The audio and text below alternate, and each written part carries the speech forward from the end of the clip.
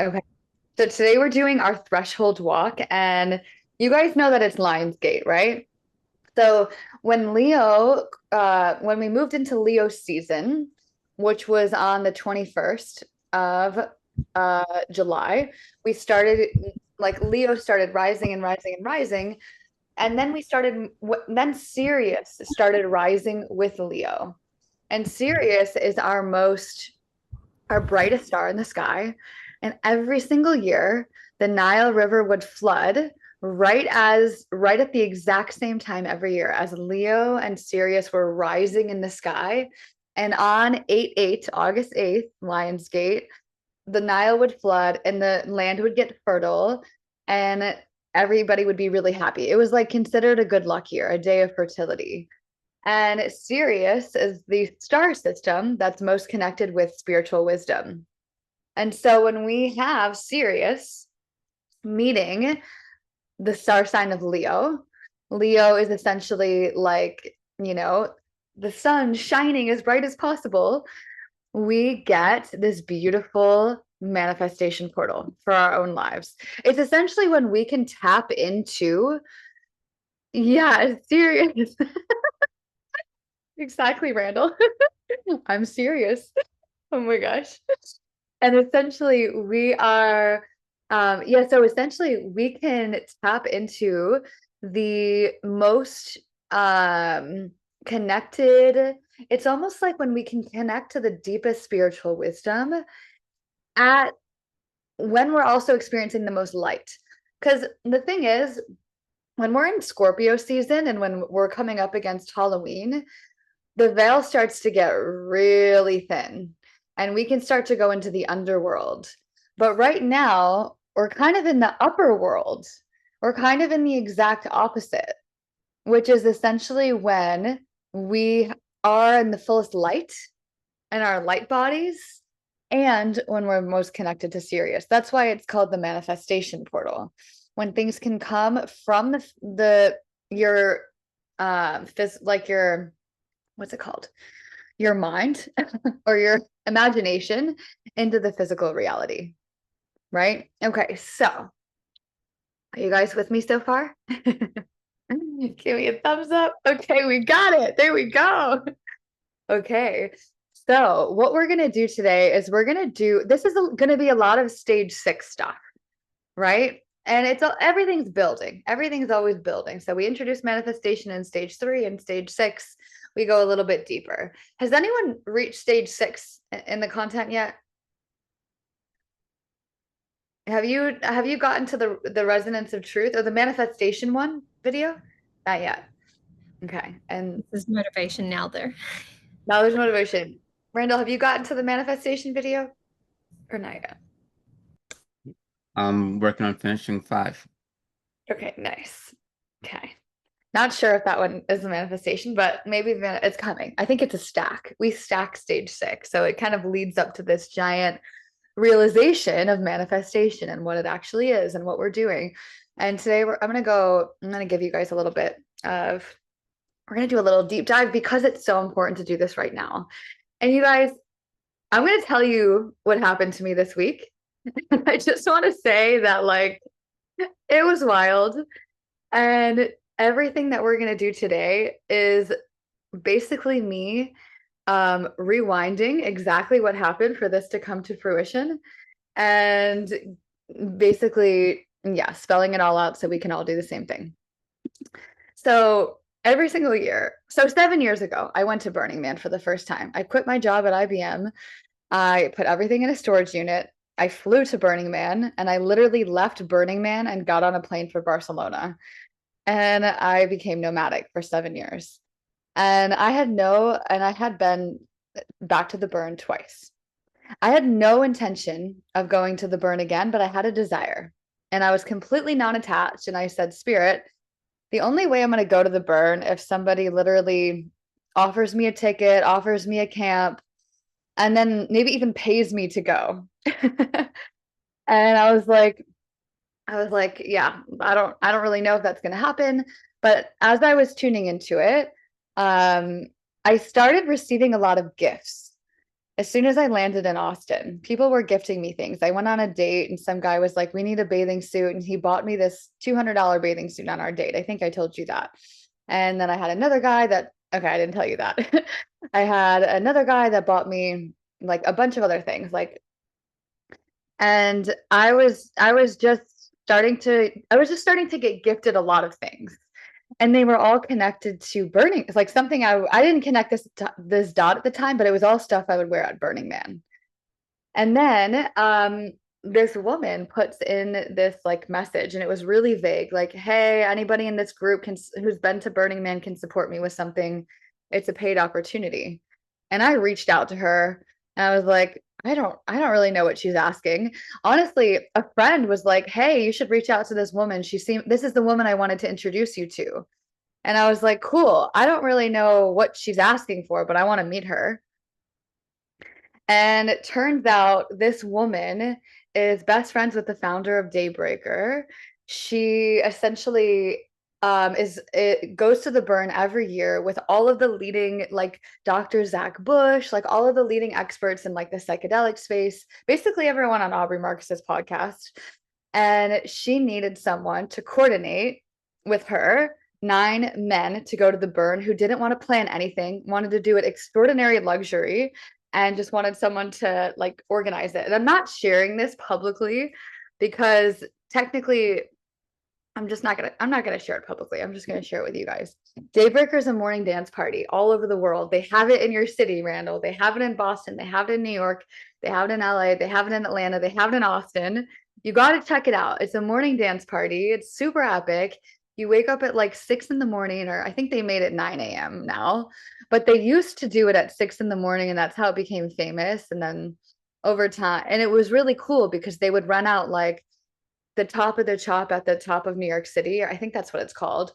And they would run out these epic places super early in the morning. It started in New York, and they would dance. And it was like a morning ecstatic dance. And it was a sober dance party. And now it's like 9 a.m. or 10 a.m., depending on which city that you're in. But it's a morning dance party, and it's super cool. And it's usually on a Saturday. And anyways, I love her. I um when I moved back from Bali, I'm going to keep this story really short. When I moved back from Bali, I moved into this house, and the woman who I moved in with was working for Sarah Blakely, the youngest female billionaire in the United States. And I love Sarah Blakely. Like, she's the founder of Spanx. She's amazing. And her assistant was like my best friend. So I moved into their house. I got to go to Sarah Blakely's house and like have breakfast at her house as her, it was so freaking cool. Anyways, she handed me this book and I took a photo of it. And the cover says, "Holy shit, we're alive." And I looked at the man who is orchestrating this event, and he's the founder of Holy Shit, We're Alive, the book. And I was like, what a full circle moment that I literally am now coordinating his burn experience, which is wild. So I'm getting paid an astronomical, beautiful amount of money, which I'm so grateful for, to do what I love doing, which is like bringing a bunch of luxury together. She's paying for my flight, paying for my ticket, paying for my camp. And I get to set up their entire experience at Burning Man, which I love doing, like set design. You guys know at my retreats, like I love making everything gorgeous. Like that's one of my favorite parts, is like making everything like epically designed. And now I get paid to do that at an event that I actually really wanted to go to. And as I tuned in, I was like, wow, God, you were orchestrating this the entire time. Like the entire time. And when this woman first reached out to me, oh, there's no Boston Daybreaker. You're gonna have to go to New York City, Randall. You're gonna get out of a train and go to New York. It's worth it. So when I reached out to this woman at first, she's like, yeah, this is what I'm needing. And I was like, yeah, I can do that. And it didn't include a Burning Man ticket. And I was like, when I got off the phone with her, I was like, this feels impossible. Like, it's such a big project. She wanted me to orchestrate RVs and like get like all this stuff last minute. And a couple of days, she doesn't respond to me. And I'm like, oh, I probably don't have the opportunity. She reaches back out. She's like, listen, I got someone else to take care of all the RV, so you don't have to. You just get to do all the fun stuff. And I need you to be at the burn. Are you available to going? And so then she included the whole second half. And I was like, all right, like this is obviously an amazing opportunity. And then she goes, will you come over to my house with me before we go? And we'll ship everything out. So now I get to go to her house, which I'm really excited for, and make friends with this woman who I wanted to meet anyways.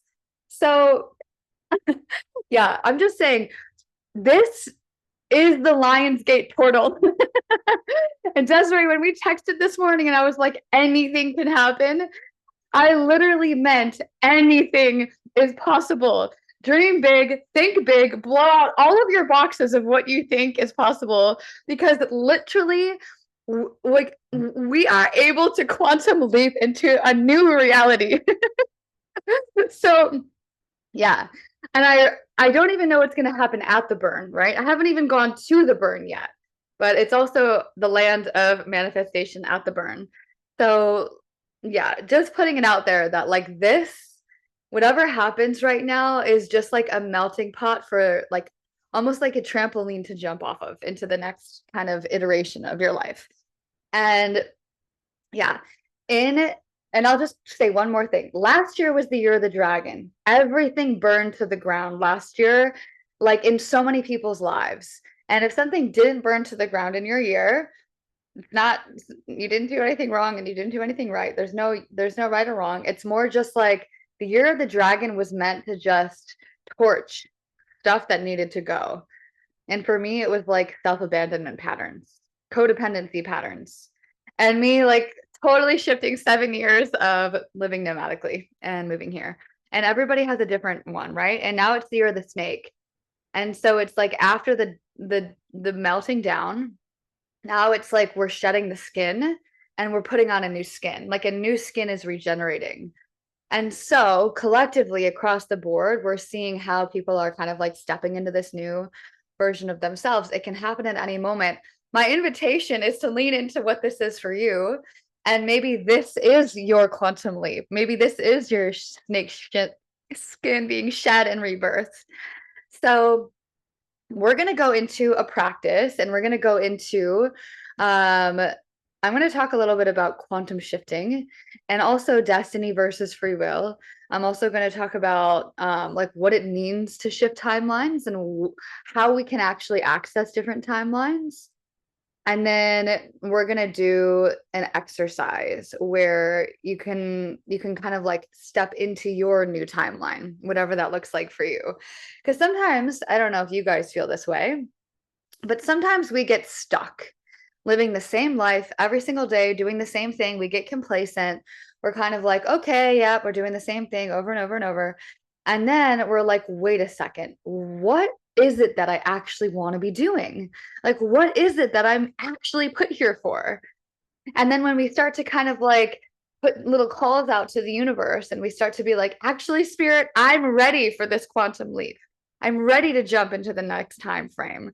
And I know it's going to take me getting really uncomfortable and maybe pushing through some fear and moving through some resistance, but I know it's on the other side.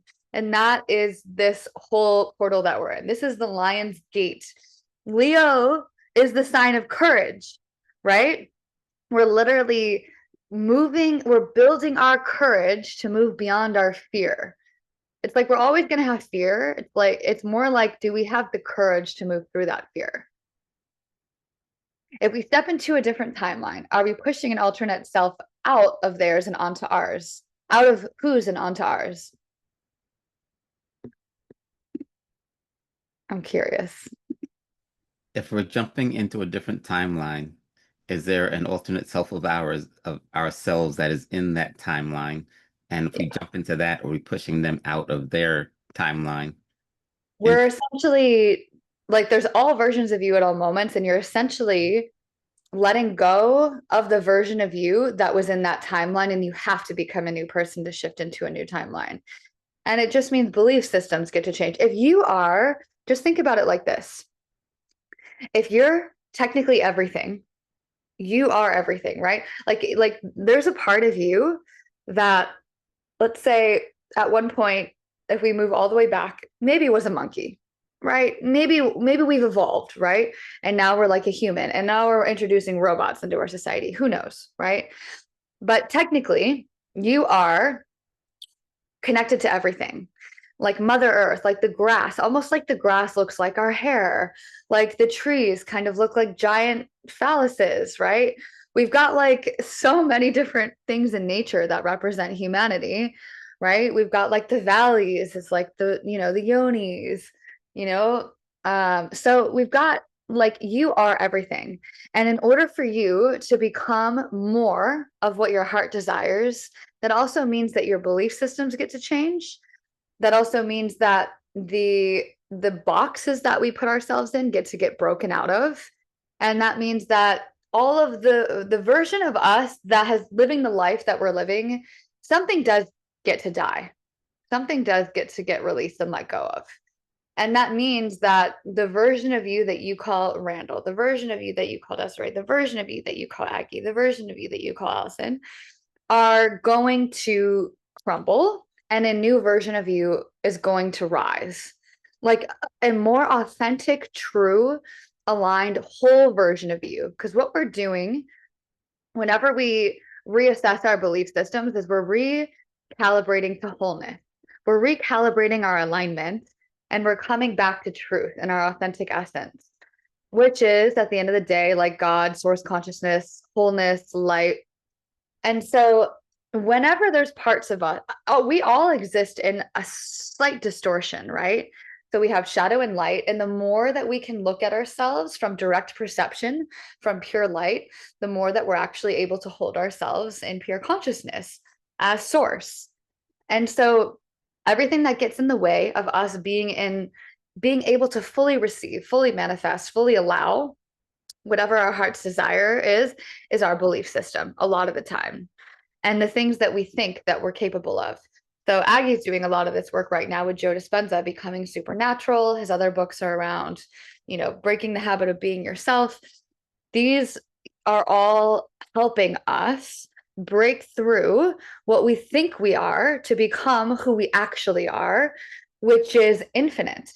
And so when we have a belief like, okay, I'm Randall, I live in Boston, I wake up every single day, I do cybersecurity. This is the script that we're playing out. There's also a version of Randall who is married to the love of his life, who has his own spa, who is living in his dream home with his partner, and who's going to Tantra festivals every single weekend because that's what he loves to do. Right? There's that version of you already exists, and that is a timeline that you could jump into. And there is a version of you right now that's like, I don't believe that I can have this right now for whatever reason. Or like, women don't think I'm X, or, I don't have good luck dating, or what all the beliefs, or even with the career, they all shape where we are right now in this now moment. And so this process and what we get to really look at is where have we limited ourselves, and where can we blow out all the boxes of what we think is possible and real, and actually step into the life that we really want to be living. Like the version of Aggie that is hosting retreats in Hawaii with all of her favorite people, surfing, maybe horseback riding, doing epic shit, and literally having maybe her own retreat center, right? So it's like these versions of ourselves exist, and they're here, and we get to remember that it's all available right now. Okay. So, and this is what I had to do in Tulum, There was a version of me at one point when I was working at IBM that I was like, I know that there's people that live nomadically. I see them on Instagram. I've never met a single one, but I see them on Instagram. I know that they're traveling, and I know that they have their own businesses. Like, what is that? What are they doing? And when I took a trip to India, luckily, I told the universe I wanted this, so it wasn't random. Everybody on my trip was a nomadic entrepreneur. And I was like, oh my God. And they invited me to live with them in Barcelona. That's how I became nomadic. And it was like I put the call out to the universe and I was like, okay, the moment I got back from my trip, my cat, my roommate bought cats and our landlord ended our lease. And so we had to move out. And that's how I moved all my stuff in storage. My lease ended spontaneously, and I was able to quantum leap into becoming a nomadic entrepreneur. So it was like, it's like these things are little wishes that we're putting to the universe. And if all realities exist at all times, we can tap into that and be like, all right, spirit, do it up. Like, how is this going to come together without an expectation?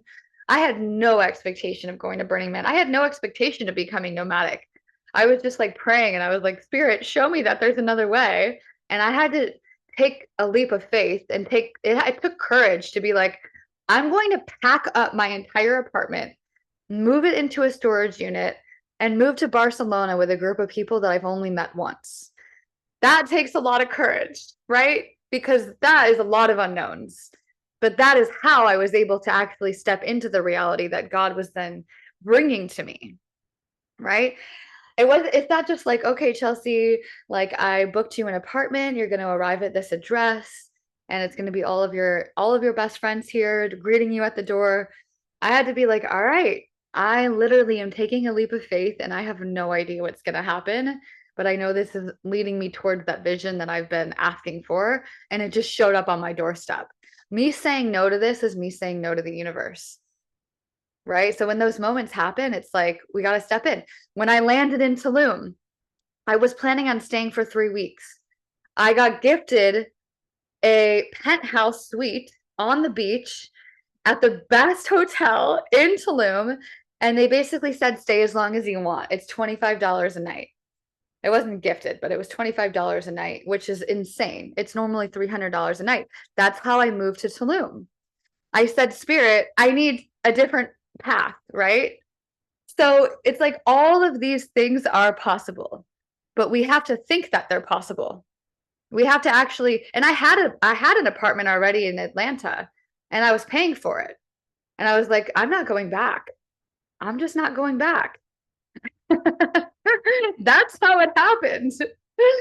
So yeah, and eventually I went back and eventually I sold my car when I was ready. So let's dive into this because this is a big topic and it's super important. So when we are craving and grasping at something, how does that feel in your body? Just give me like a little body like sign.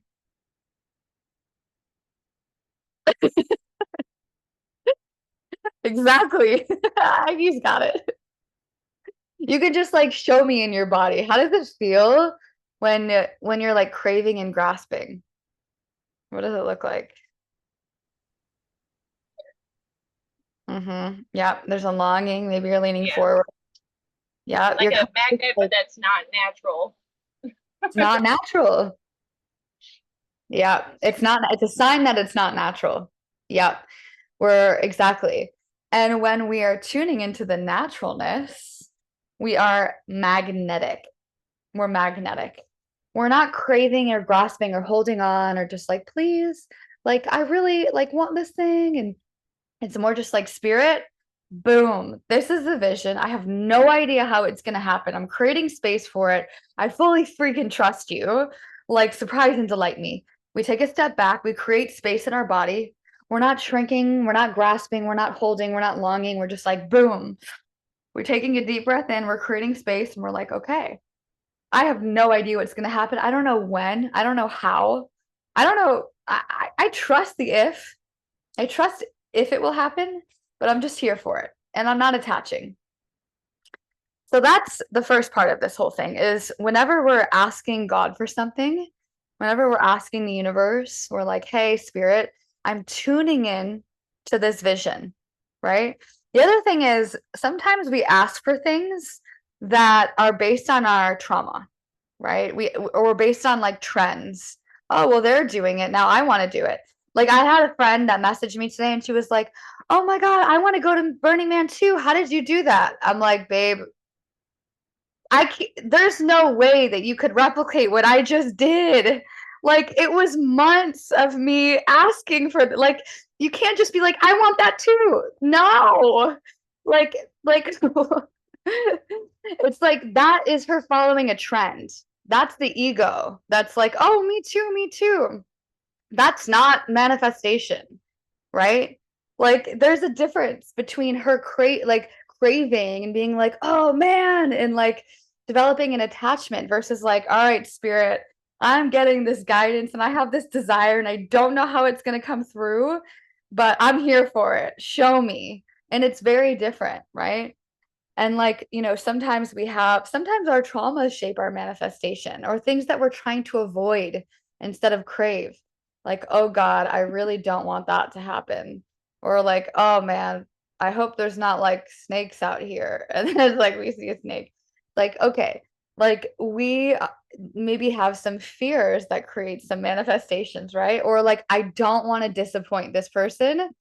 Maybe I have a feeling I'm going to disappoint them, and my greatest fear is disappointing them. And all we're doing is thinking about disappointing them. Like, chances are we're just bringing it to us because we're so focused on it. And that's the one thing that we don't want to happen. Cravings or aversions. This is the number one thing they talk about in Vipassana. Cravings or aversions are what push away spirit. It's not about cravings or aversions. It's about tuning into the naturalness, just like Aggie said, the natural thing that we deeply desire that's coming from source. It's not coming from us looking outside of ourselves and being like, I want what they have. It's not that. Maybe we can get inspired by other people, right? Like, there was a part of me that was like, I heard about Burning 7 years ago. I heard about Burning Man, but I wasn't like, it wasn't a craving it wasn't like a craving or an attachment. It was just like, all right, spirit, like if I'm meant to go, show me. And all of a sudden my lease ends and I have to move out and put my stuff into storage and book a trip to Barcelona. And so I'm like, all right, I'm gonna stop at Burning Man. So that's how it happened. So okay. um yeah. And Burning Man, like the reason, like anyone can just, well, the thing is you have to plan it months in advance, which is why you can't just buy a ticket and go.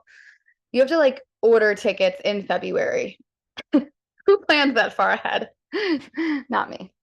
So that's why it happens the way that it happens for me.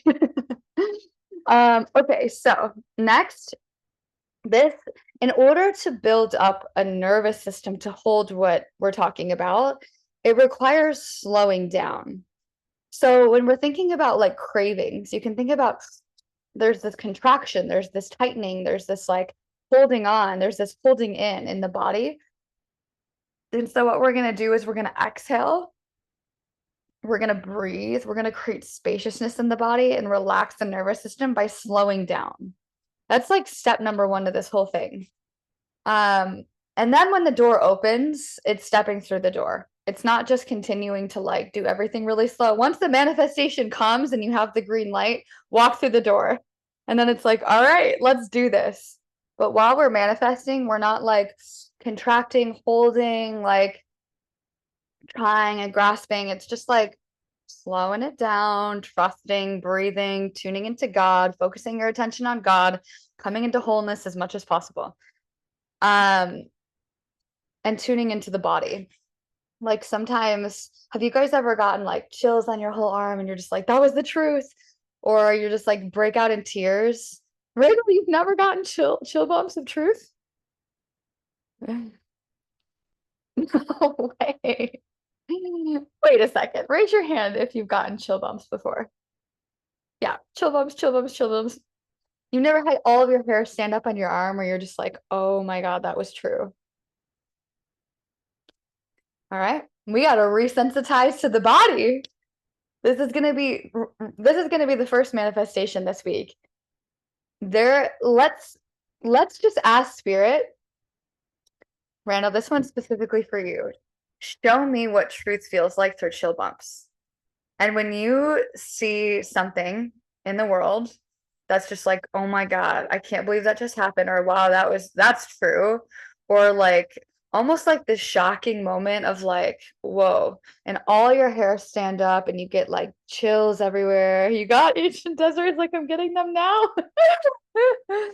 It's also like a sign of the Kundalini, that energy is moving through the body, like you're starting to feel that truth pumping through the veins. Oh, maybe Randall's feeling it. So yeah, no, but we're gonna manifest that for you this week. Ask God to show you. This can be a really beautiful way to communicate with spirit. Your body is your instrument. It's always communicating to you. You can feel like little pulls. Like sometimes I get shoulder taps, like my shoulder will just start doing, it'll just start like going like this. And I'm just like, okay, I'm listening. Or like you'll get certain contractions and they mean different things. It's like, pay attention. There's something here. So maybe you don't know what it is, but you're just like, okay, I got a tap. All right, let me just tune in for a minute. What's the message? That's literally it. You get the bumps and then you're like, okay, what's the message? Then you tune in. Sometimes when you feel like so much, like for me, sometimes when I go into that awe-inspiring bliss mode, I just start crying because I'm like, it's like the feeling of awe, like, oh my God. And it's just like boom. Or when it's so funny that you almost laugh and cry at the same time because it's like the cosmic joke. That's another one of these. Everybody's had that before, where you're just like laughing and crying because the cosmic joke is so wild. Yeah. Randall? Almost. Not yet. It's coming. Now you know it exists, so now you can call it in. It's a beautiful feeling. Okay.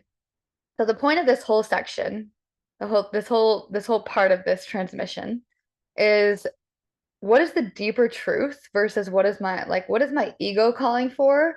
What do I want from like an ego thing, or like what's actually trying to move through me?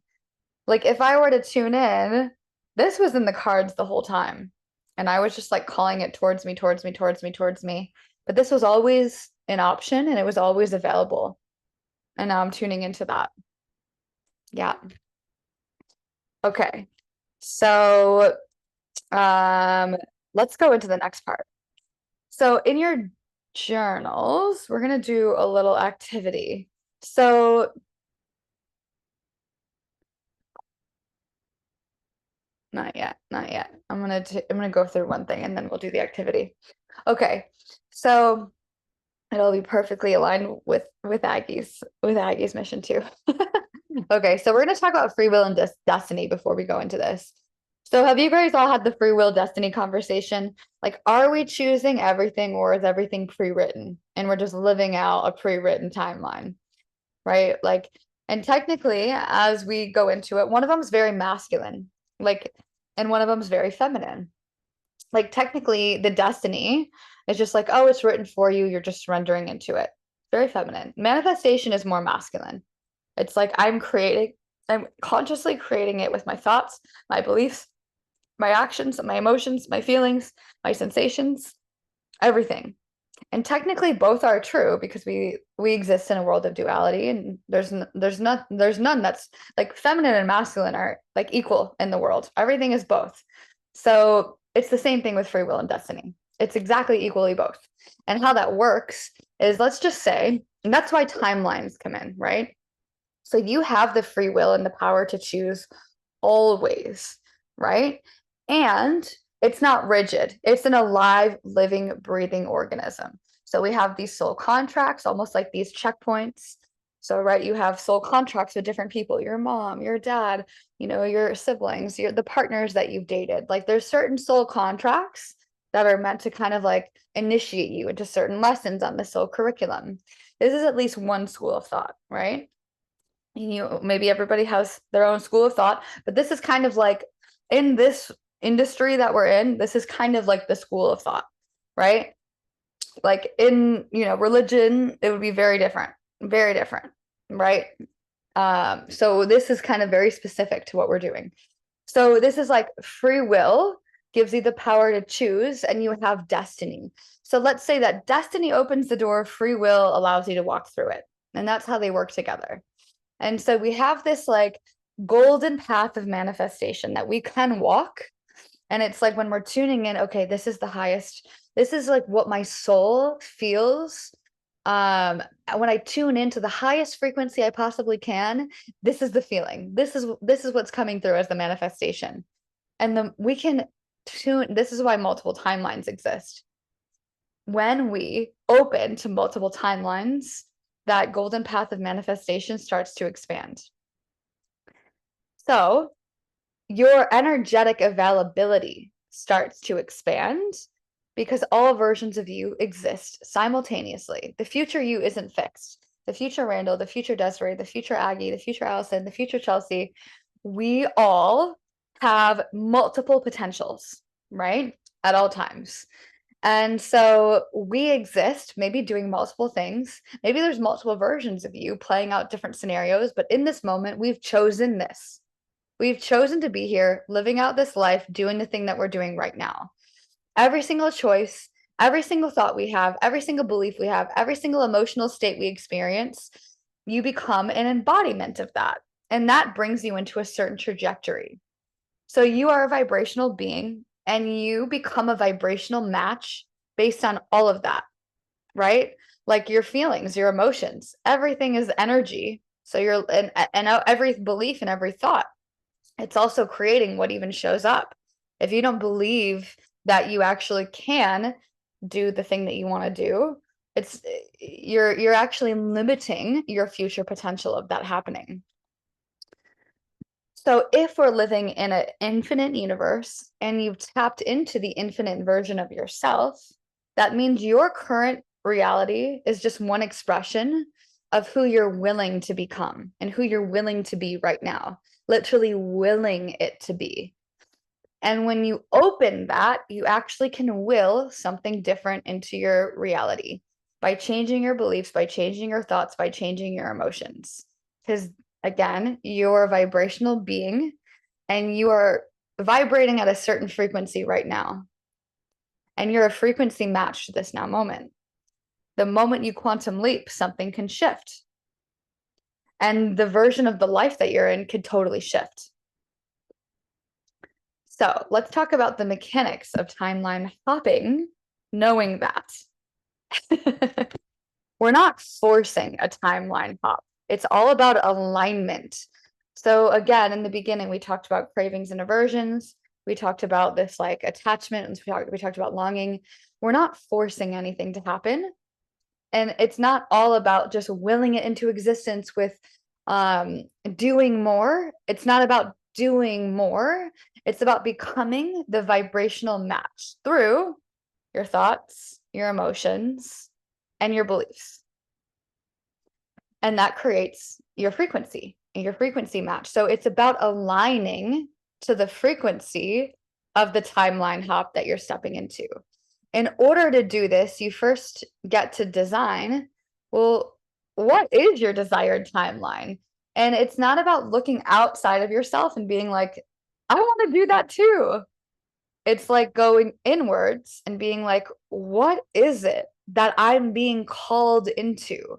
If I'm not copying or mimicking anyone else, if I'm not looking outside of myself, if I'm not trying to be anyone different, if I'm not just like attaching to what success is, what society told me success is, what my parents ingrained, like maybe you're just operating a certain way because that's the way that your parents said that they would love you.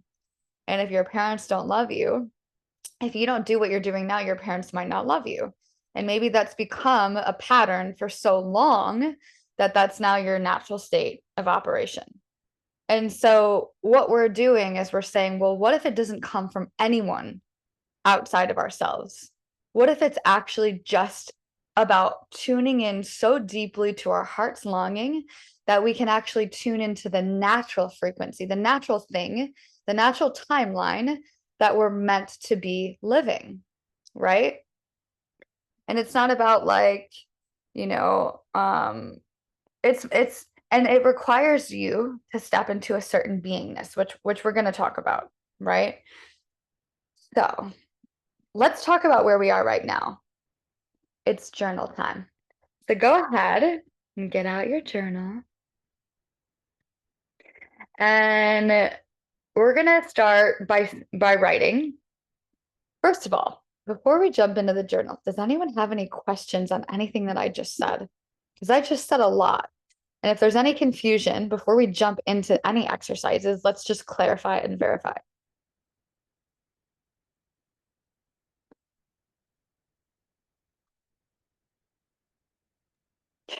Yeah, Randall. Yeah, lots of confusion on some points, but I'll just need to go ahead and keep going. Is there one thing specific that if I answered it, it could be like the thing that would free up the energy of confusion? I don't think so. No. Okay. Aggie, do you have any questions? I wanted to share a quote that I had posted in the our group chat on uh WhatsApp that is very much along these lines because of the Joe Dispenza book. And it was living in the unknown means we are living in the realm of possibility. Yes. I don't have any questions. I just wanted to share that. I love that. And actually, if you got into stage 6, you know that there is the probability, the predictability, and the potentiality that's available. And so, what was the word that you said just now? Predictive, what you said, potentiality, right? Possibility, but potentiality would work too. Well, okay, so possibility and potentiality are different. There's 3 different layers. There's predictability, possibility, and then potentiality. And what we're doing is we're moving out of predictability, which is the known and unknown, into possibility. Well, what's actually possible? And then tuning into potentiality. Well, if we are infinite potential, what actually is possible? And so we're chunking up, and it does come into the unknown naturally. And maybe that answers a lot of questions because our mind really wants to know and solve and create meaning and have all the answers. And this naturally brings us so chunked up that we actually come out of that predictable place of the known. We come into the unknown and we're like, well, what's actually possible? Which is what we're going to do. And then we go into, well, what's the potential of this? Like, what is the potential? Am I living this potential? What does that actually mean? How much can it actually expand? Do I allow myself to go there? Like, what limitations am I actually putting on myself? And we kind of break open those boxes of what is possible for ourselves. So we're going to do that right now. So, in your journal, go ahead and we're gonna start off with the current version of you. So in whatever words you want, what version of you is already living the life that you long for? We're gonna start there. So just start writing what version of you is already living it right now. Like maybe this is a life that you once wished for. And maybe there's certain aspects of your life that you really long for as part of your destiny. And you're like, actually, I'm already living it. Let's just start with what you already have as baseline.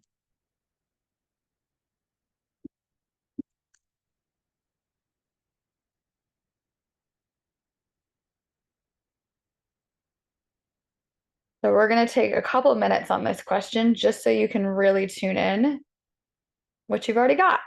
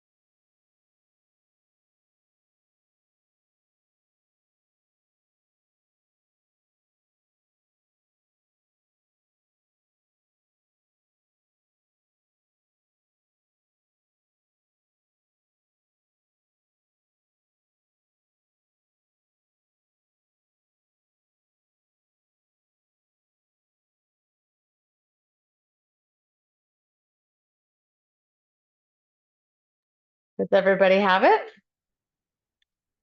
So how cool is it that you're already living a version of your dream life right now? You already have a lot of things that you once prayed for that maybe you didn't have, right? And if you tune into that, do you feel that maybe you've manifested or created the vision of what that is and like stepped into it? Like maybe it's the home that you're living in, or maybe it's the people you're surrounded by, or maybe it's the job that you have, or maybe it's the partner that you have, maybe it's the lifestyle that you're living. Maybe it's like whatever it is, there's a part of your life right now that you once dreamed of or longed for, or that you're already living, you're already having it, and it's here right now, which is a good baseline. Does anyone not have anything written down? Like you're like, I don't know if this is it. I don't think this is the life that I've been longing for. Or does everyone have something? Okay, amazing. So how does this version of you think and speak and walk into a room and spend your day and source your safety? So just starting to like write down some of your qualities of what makes the person an energetic, the you an energetic a match for the thing that you have. For instance, like I'm a woman of high integrity. I, like the different qualities that probably led you to having what you have right now.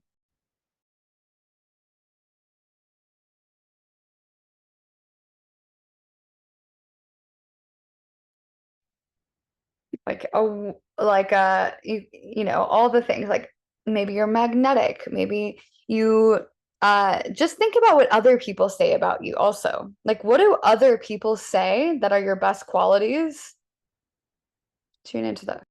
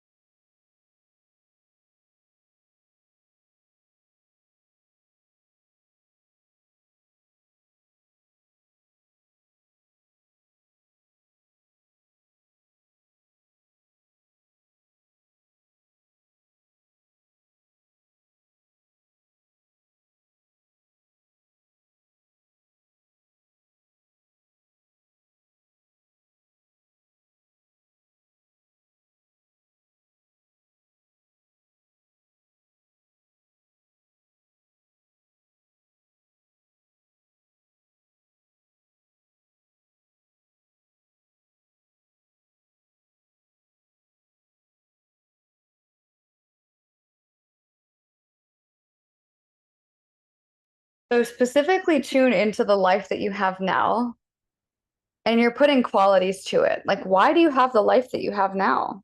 Like the things that you were longing for, there's a reason that they're there, and they're qualities about you that make you a match. There's something about you that's like, oh, I am really epic at this, or I am super this. And that's why you get to do what you're doing.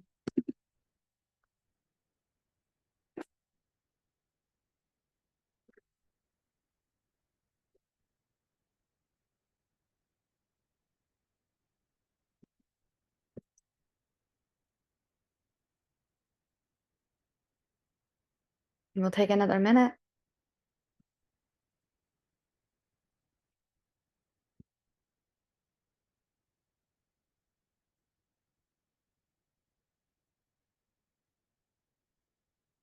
And then if you could tune in, what is this frequency that you're currently carrying and living in? If you could kind of zoom out, let's just say you have like a little one of those like cameras that zoom out. What are those called again? Drones. Okay, you have a drone and you're zooming out, you're going up, up, up, up, up, and you're looking down and you're like, well, what is the frequency of this beating? Are they in scarcity? Are they in confusion? Are they proving? Are they really abundant? Are they super clear? Are they really confident? Are they, what would you say? Just one word answers. If you could zoom out and just kind of take a stamp of the frequency. Just start listing off all the words that come and be really honest with this part, right? Because the last question, it's like, okay, these are all the quality. This is why I'm living the life that I'm living. Now we're like, what is the frequency stamp?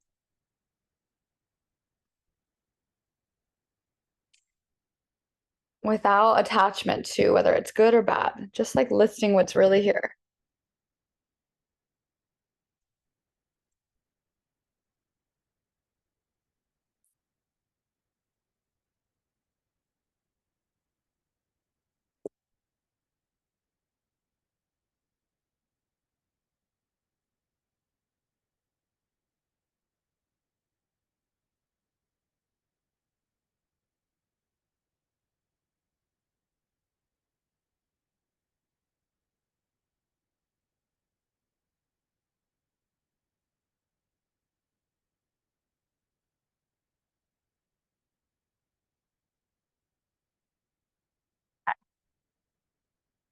Everyone got it?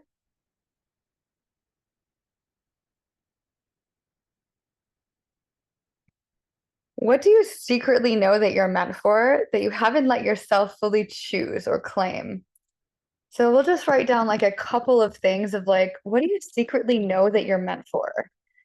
Maybe it's like you haven't said it out loud, or maybe you've said it out loud and you're just like, I know that I'm meant for this. I can freaking feel it. Like, I know. Like, there was a moment in time where I was working at IBM and I never told anyone I wanted to be a life coach. That's what I was calling it at the time.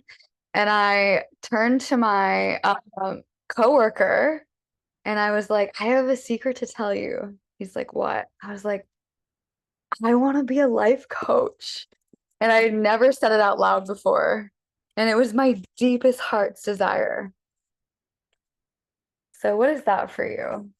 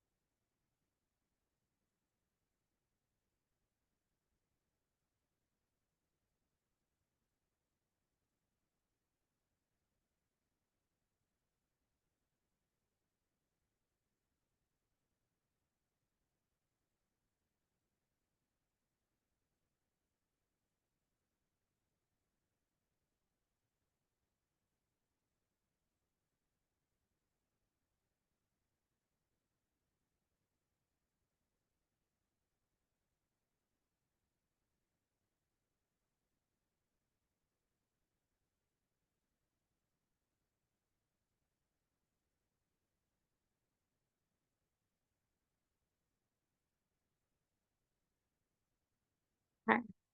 Got it? Everybody clear with your secret wish? Okay. Love that. And lastly, what's keeping you in your old timeline that you're ready to release? So just tuning into that frequency, tuning into the old timeline, just imagining that it's slowly falling away. It's like this old version of you. It's ready for a refresh. What's ready to fall away?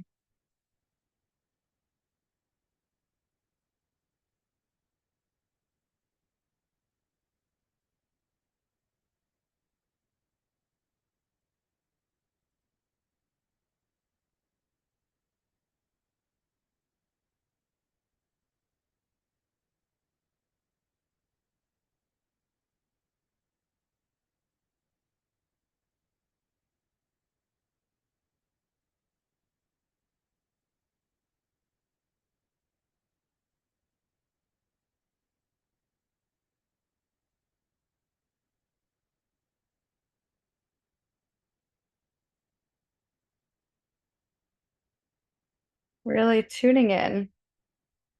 What qualities are just the old timeline? Like, oh, that was the old me. That's ready to go.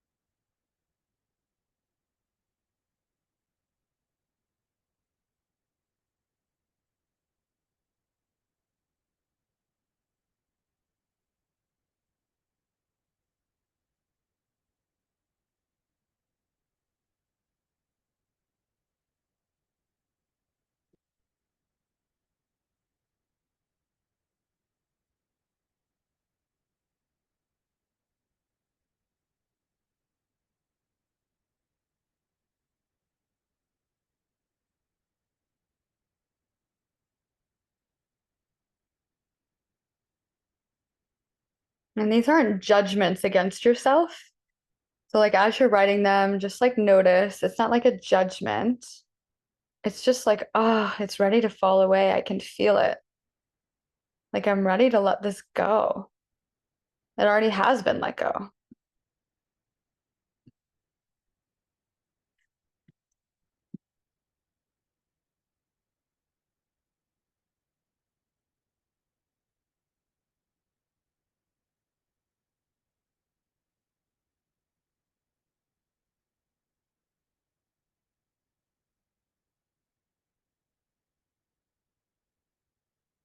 Last one.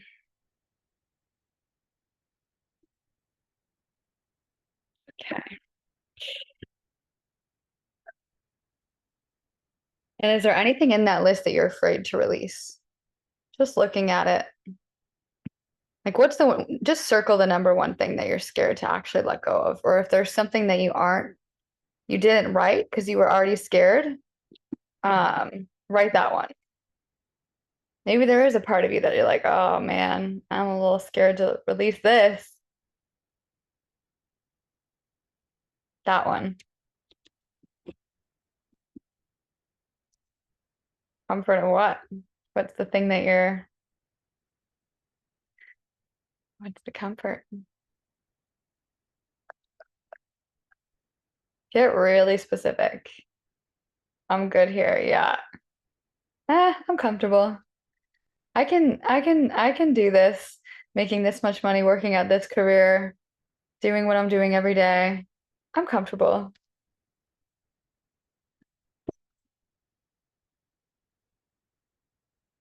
Hmm.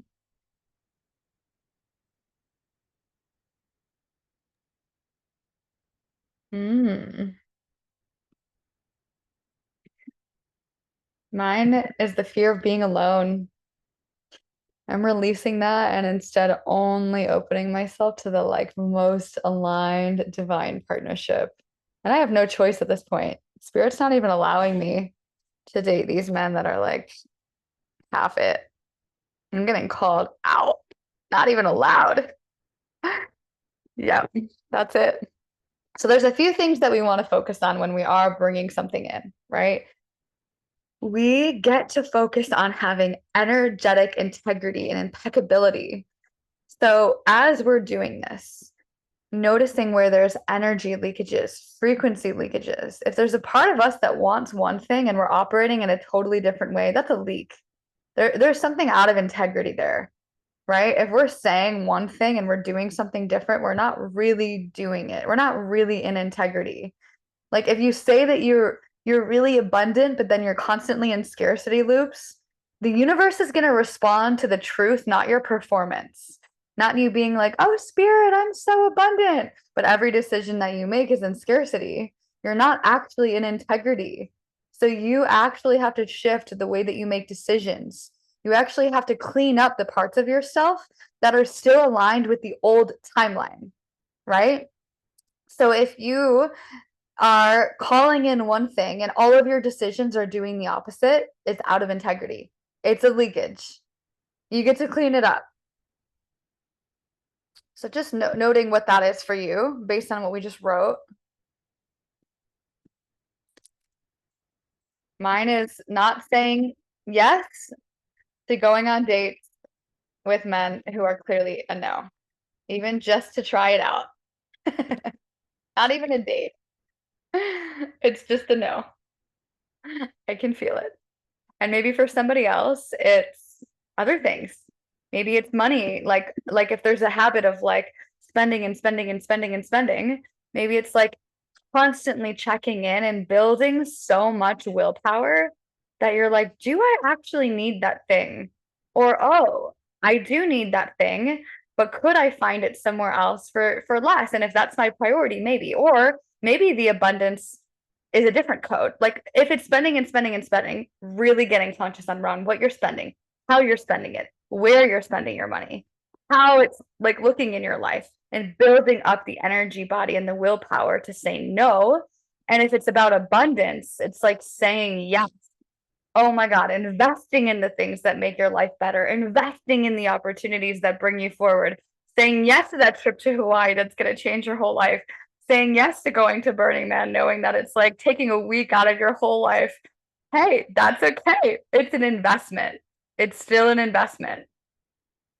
These are things we get to invest in to stay in the energy of abundance. When the opportunity comes in, we don't say no, we say yes and we leap through the door, right? Because there's a version of me that could have said no to going to Burning Man because it was going to be a week out of my productivity and my life. And that would have been a decision of scarcity. There's not enough time, right? Not enough energy.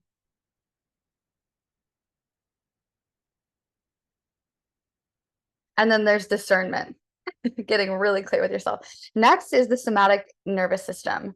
Can your nervous system hold the new timeline and feel safe in the new timeline?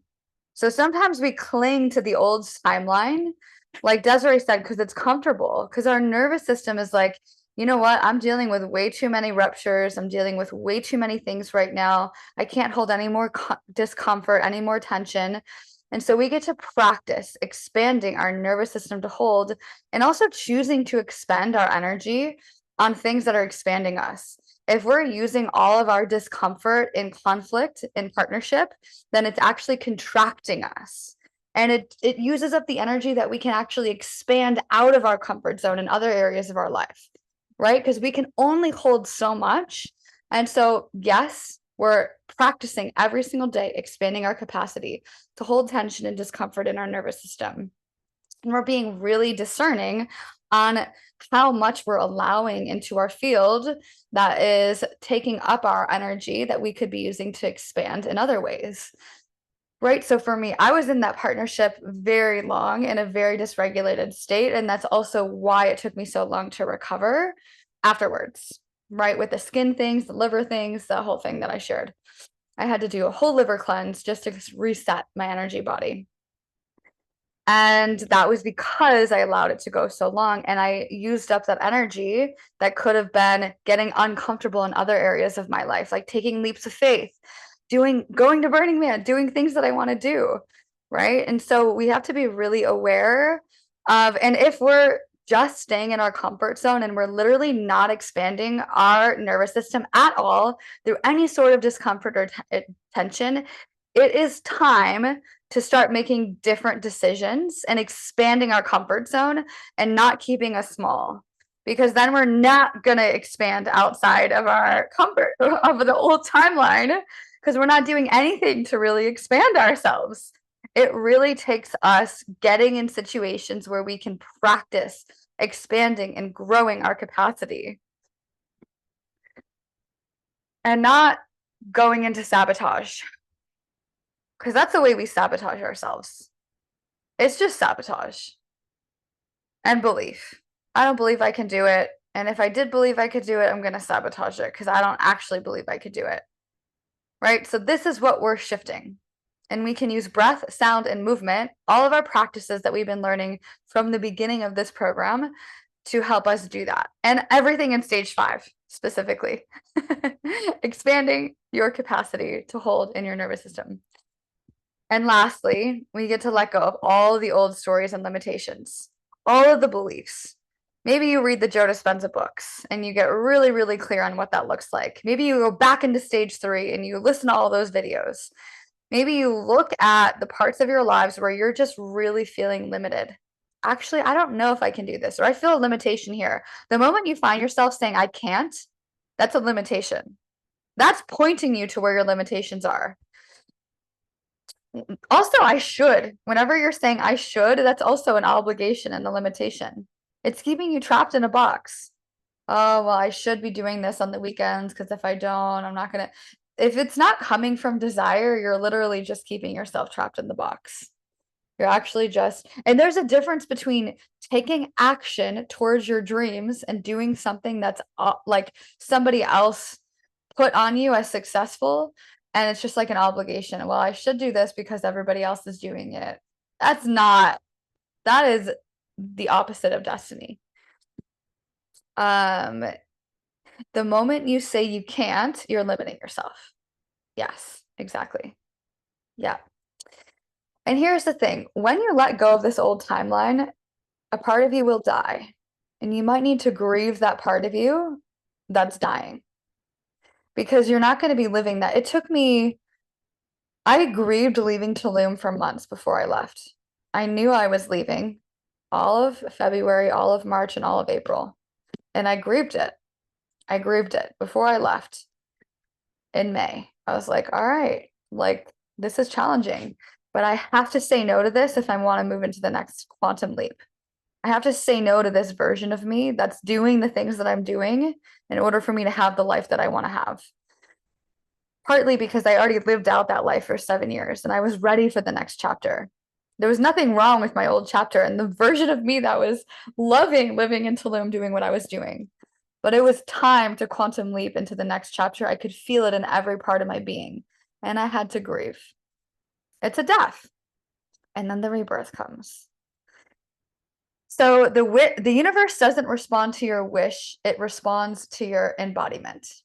So now we get to become the version of ourselves that gets to have what we want, right? You don't just sit back passively waiting for your dream life. That's not what I say it's not what I mean when I say don't grasp and attach. Passivity is not the answer. There's this belief that like surrendering is just sitting back passively. I think I've shared this with you guys, but in Vipassana, that's just considered laziness. And it's actually like the fastest path to becoming stagnant and going into inertia. It's not about being passive, it's about being active. And at a certain point, the activity becomes natural. Like so when you work out in the beginning, let's say you start a gym routine. At first, it takes a lot of active effort to be like, all right, I got to set an alarm. I got to put my shoes on. I got to go to the gym. I got to find the gym. You need to try out 10 gyms before you find the one that you like. Go to the class and then hold yourself accountable to showing up every single day. That is an entire thing. And then after a while, it's really freaking easy because you just show up and you're like, I've been doing this every day for the last few years. I don't even think about it anymore. It's not even a thought that crosses my mind. It's just something that I do because I've integrated into my life. That's called embodiment. That doesn't require effort either, but it's not passive either. There's a lot of action going into it. So that's the same thing with manifestation. We're not just like passively sitting back and doing nothing. We're active. We're becoming new versions of ourselves. We're declaring what we desire. We're tuning into that longing. We're actually taking action to step through the door when it arrives. So now we get to actually tune into your deepest desires. So take a moment and close your eyes for a second.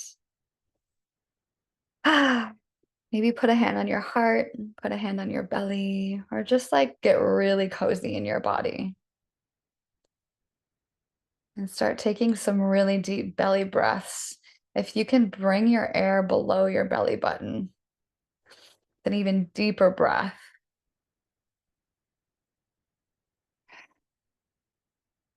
Bring it all the way into your root space, taking a nice breath in, slowing down the heart rate.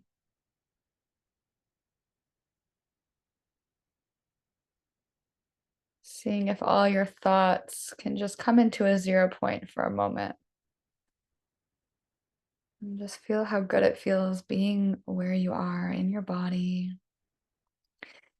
Maybe there's a certain air temperature, breeze. Maybe there's some sounds in the background.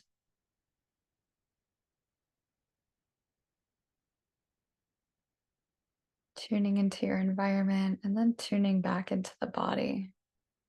Noticing if there's any sound internally.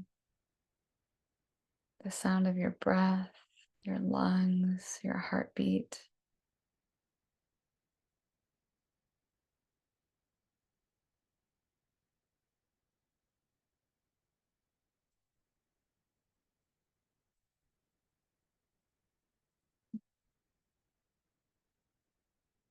Tuning into the version of you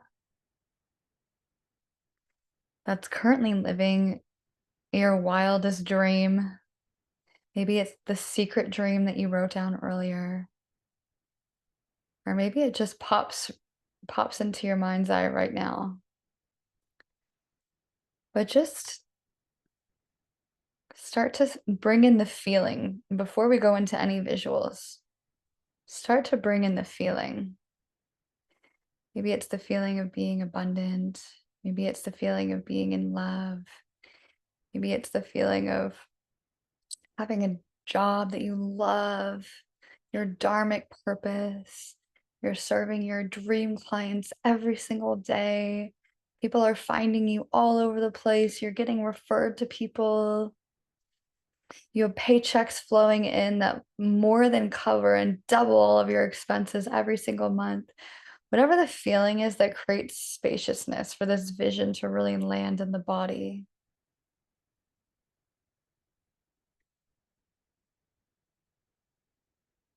And now bring in your secret wish and your secret desire in a visual. Maybe it's a screenshot picture. Maybe it's a video flashing in your head.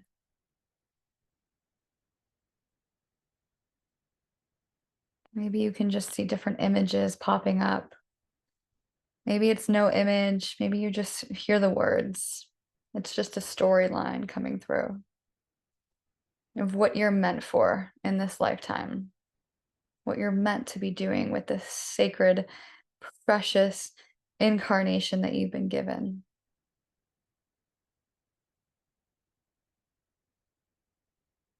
And just having a conversation with God for a moment.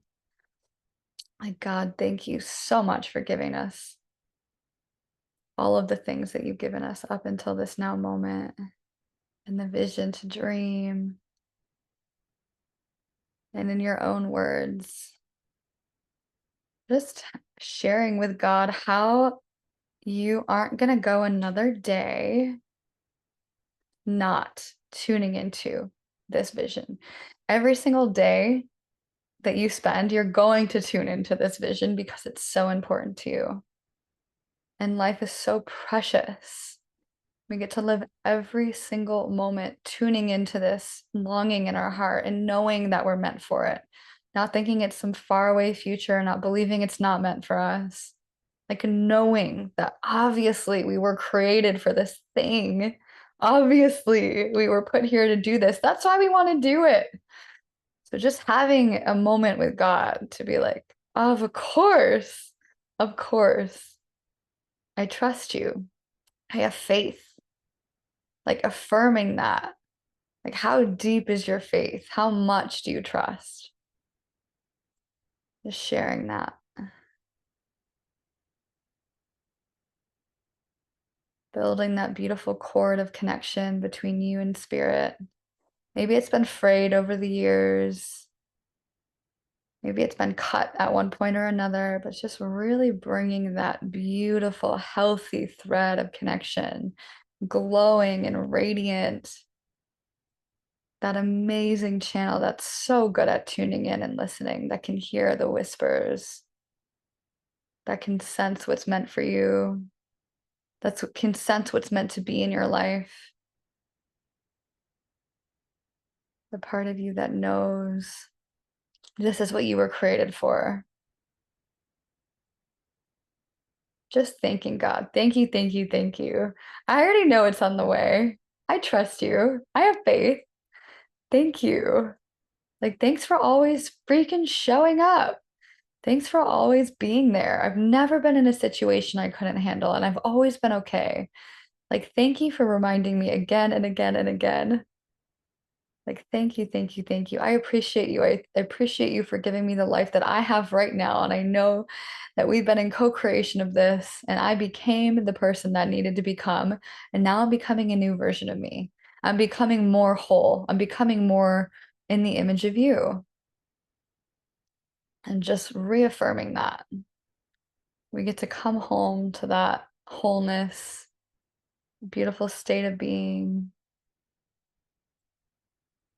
to the best of your ability. Bring in the feeling that you're feeling the most from having this manifestation. Like, what is that feeling? If you can just amplify it and just move it all throughout your body, like feeling it move, feeling your arms shake. Maybe you even feel the hairs on your arms stand up. Maybe you feel the whole world around you starting to orchestrate already. Maybe there's the breeze picking up. Maybe you can just feel something moving and shifting around you, like this quantum timeline shift.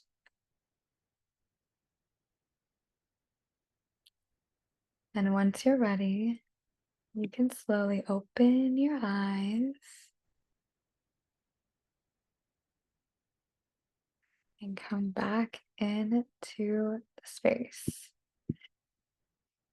So before we do this last exercise, this is the last part of today. I want to have you all take yourself off mute and just start saying, wouldn't it be nice if this happened? Wouldn't it be nice if this happened? And just start listing off all of the beautiful things that you're calling into your reality. Like, wouldn't it be nice if this happened? Wouldn't it be nice if God brought me this? Yep, Randall. We'll just popcorn style it. You just throw yours into the pile. Wouldn't it be nice if I opened my spa and it was rated to be one of the best in New England? Woo! Yes. Putting that in the manifestation pot. All right, let's get another. Wouldn't it be nice to be paid to fly? Ooh! Putting that in there. Boom, love it. Wouldn't it be nice to hold retreats all around the world? Ooh! Putting that in there. Yes. What else? Wouldn't it be nice to go to retreats whenever I wanted to? Ooh! Putting that in there. Yes. Wouldn't it be nice to have two little daughters playing with white flowers in their hair? Oh, sprinkling that in. Yes. Wouldn't it be nice to have money flowing in and not having to look at what I'm spending? Yes. Pouring that in there. Ow, ow. Wouldn't it be nice to live in my dream home? Yes. Yes, yes, yes, yes, yes. Putting that in there. Boom. One more round. Wouldn't it be nice to be putting blankets on people who are desiring depth, healing, and transformation? Oh, yes. Oh, I love that. So needed, so necessary.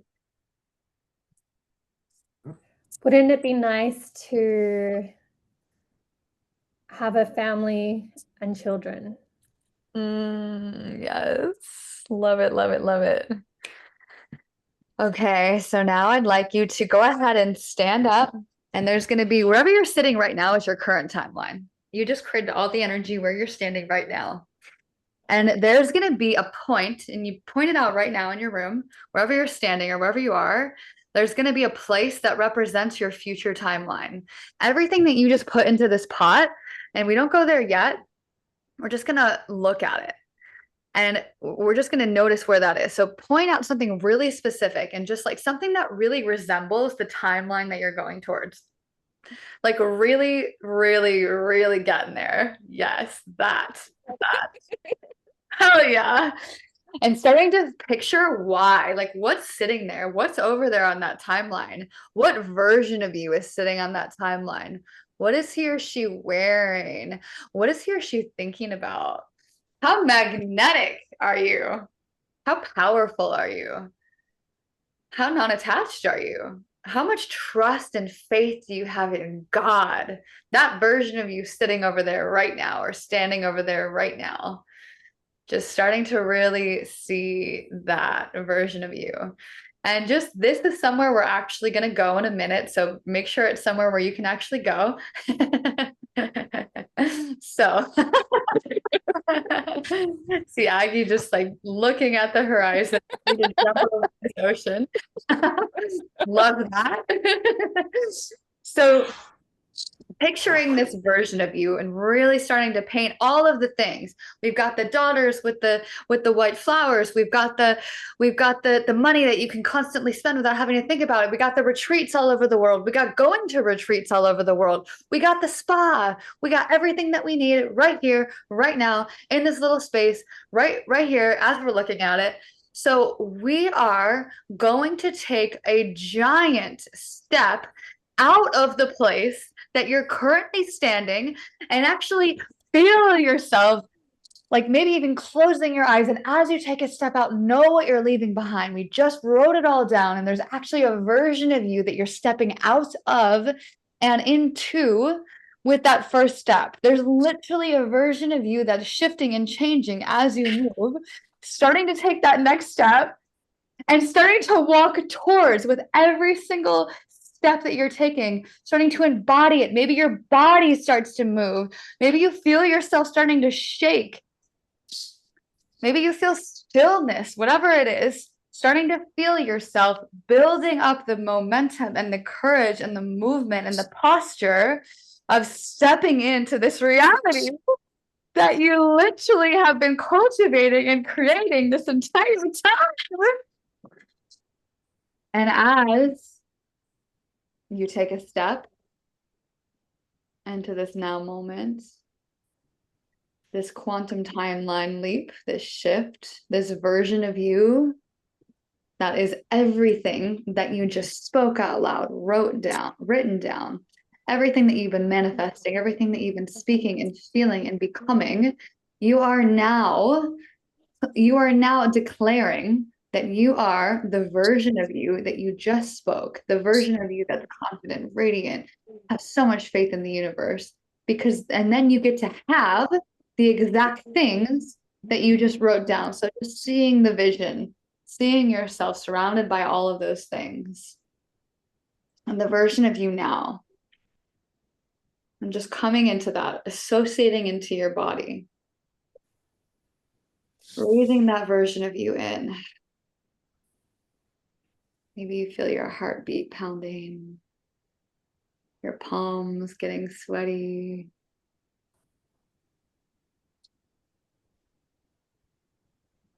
Seeing how visceral you can make this experience as you're stepping into this version of you, and you are now this version of you. Feeling how it feels in your body.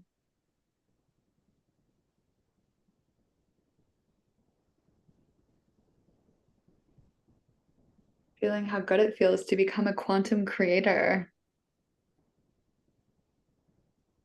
The version of you that gets to be and have and do the things that you really love doing and having and being in the world. And while you're in this place, just affirm to yourself one action that you can take in the next 24 hours that now aligns with this new timeline and this new version of you. Maybe you're looking at yourself in the mirror. Maybe you're looking at a reflection of yourself in the ocean. Maybe you're looking at something totally different. Maybe it's a reflection of you in the screen glass window. Whatever it is, make a commitment to yourself. What is the one action that you know that you must take in order to hold this embodied frequency of the now moment that you are? this version of you that's in this timeline, in order to build the nervous system and the capacity to hold what you're calling in right now? What's the commitment?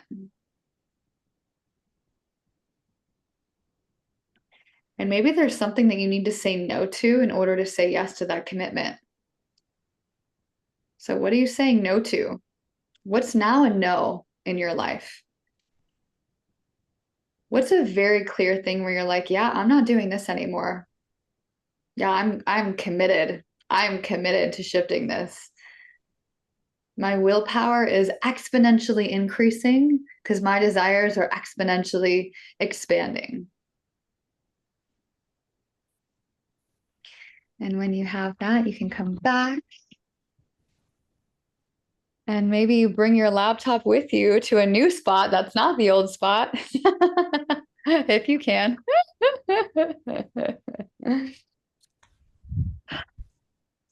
Maybe it's just you looking at a different wall.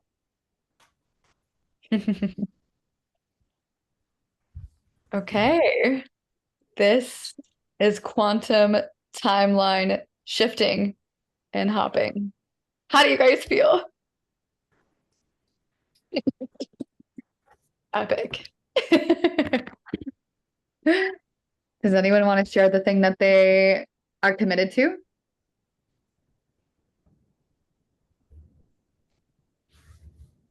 I'm booking flights to Austin. Oh my gosh, Jessica, I love that. Amazing. I'm excited to have you. Okay, does anyone else have an action that they're calling in? I'm going to pick up the flowers that I've been feeling called to pick up and have some more like feminine type ceremonies at home because I'm saying no to overdoing it with my masculine. Boom! Yeah. Love that. So And good. also simulating the blanket thing. I don't think I'll do it with a real person, but it feels important to have that feeling of putting the blanket on someone, in ceremony, but I'll just do it just to be like, this is what I'm going to be doing. Mhm. I love that. Beautiful. Randall? You got this. We believe in you. What's your action, Randall? You know it. You know it deep down.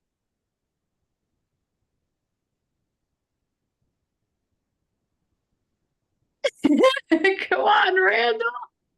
We believe in you. We're cheering you on. You want to type it instead? Is it a secret? Is a secret. Or is there not one? You have one, right? Even if you don't want to say it out loud. Yeah, declining to go into it. What is it? Declining to go into it. Declining to go into it, but it's there. You have it. Okay, perfect. You know what it is. That's the important part. Well, energetically, because the universe knows what it is, and we're so freaking happy that you're saying yes and saying no. It's so important. We're coming into alignment. Okay, everybody, let's go ahead and take ourselves off mute, rub our hands together, and give each other a big ashtray. Ashtray. Ashtahay. Love you. See you soon. See you soon. Bye.